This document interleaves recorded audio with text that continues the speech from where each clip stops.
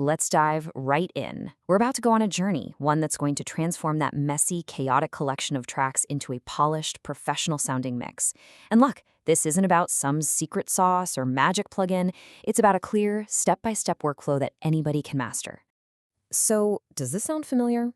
You've recorded all these killer parts, but when you hit play, everything just blurs together into this sonic soup. There's no definition, no real clarity, just a whole lot of mud. Or maybe this is the one that gets you. The kick drum completely swallows the bass line. The vocals are hiding behind the guitars. It feels like every single instrument is in a constant battle for your attention. It's just a clash of sounds. Well, the fix for both of these problems is all about adopting a pro-level mindset. It's a strategy that forces you to think about the big picture first, and it's called top-down mixing. Okay, so our first stop on this journey is strategy. Before we even think about touching a single fader or twisting one knob, we need a solid game plan. This is how we start to bring some control to all that chaos. So what in the world is top-down mixing?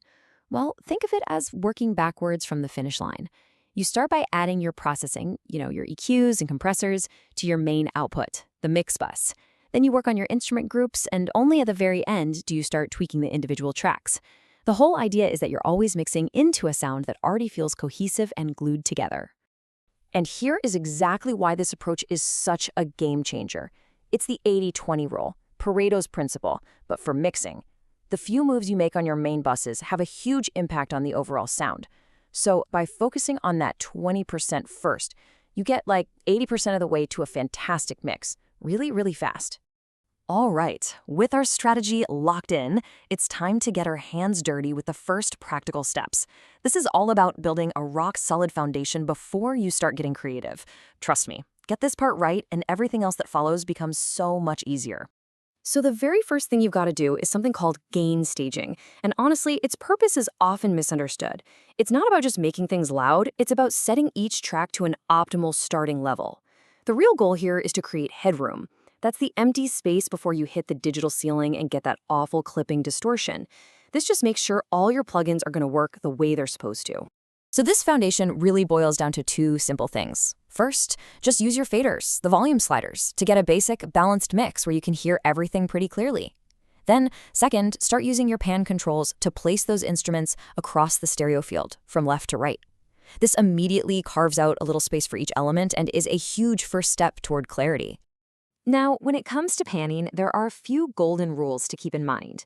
First, always, and I mean always, keep your low end, your kick, your sub bass, smack in the center. Wide bass just sounds weak and messy. Second, think about balance. If you pan a guitar way out to the left, maybe put a keyboard on the right to keep things symmetrical. And finally, this is so important. Always check your mix in mono. A lot of club systems are mono, and the last thing you want is for your main riff to completely vanish. Okay, foundation is set. Now we can move on to EQ. And I want you to think of this not just as turning frequencies up and down, but more like a surgical, sculptural process. We are literally going to carve out a perfect little home for every single instrument to live in. So let's look at a classic problem, the kick drum and the bass guitar. As you can see, they both have a ton of their core energy in the exact same low frequency neighborhood, often right around 80 Hertz. So when they play at the same time, their frequencies just collide, and that creates that mid we were talking about earlier. And here's the beautiful solution.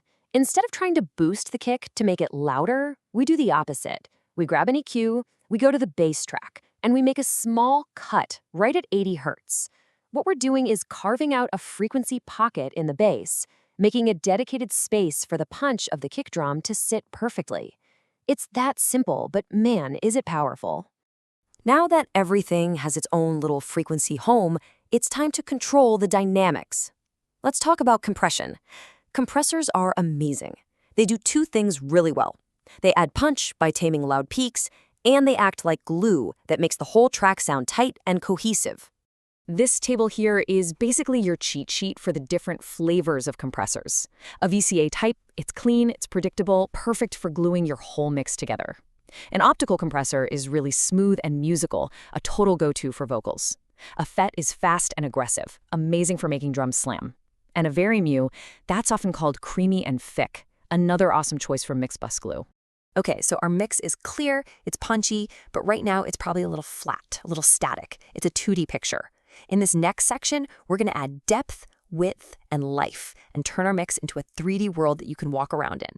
One of the best pro tricks for creating incredible width is something called the Haas effect. It's a psychoacoustic phenomenon, basically a cool hack for your brain. You see, our brains are hardwired so that if we hear two identical sounds super close together, we're talking under 40 milliseconds, we don't hear two separate sounds. Instead, we perceive it as one single incredibly wide sound. And the best part is how simple this is to pull off. You just take a mono track, say a lead synth, and you duplicate it. Then you pan the original all the way left and the copy all the way right. The last step, just add a tiny delay, somewhere between 5 and 35 milliseconds to one of them. That's it. Instant width. Now, the final touch for creating life in your mix is automation. A mix should not be a static photograph. It should be a movie. By automating things like volume, panning, or maybe some reverb throughout the song, you create movement. You can make a chorus explode, build tension into a bridge, and guide the listener's ear. This is what separates a technically good mix from an emotionally powerful one. We're almost there. The mix is sounding fantastic. But before we can officially call it done, we have to run a few final quality control checks. This just makes sure all our hard work is going to translate perfectly to any system out there, especially before you send it off for mastering. Okay, this is really important to understand. The difference between the standard meter in your software and something called a true peak meter. Your standard meter, it's just measuring digital samples, but it can actually miss tiny volume spikes that happen between those samples.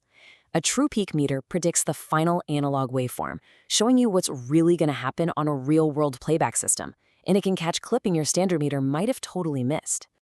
So, to be safe, your mix should never hit 0.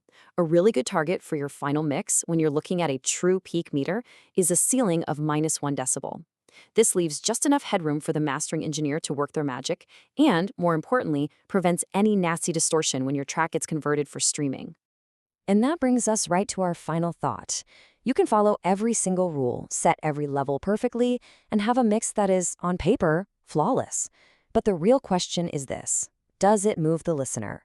Did you use all these tools to tell a story and create a feeling? Because a truly great mix isn't just about the science, it's about connecting with emotion.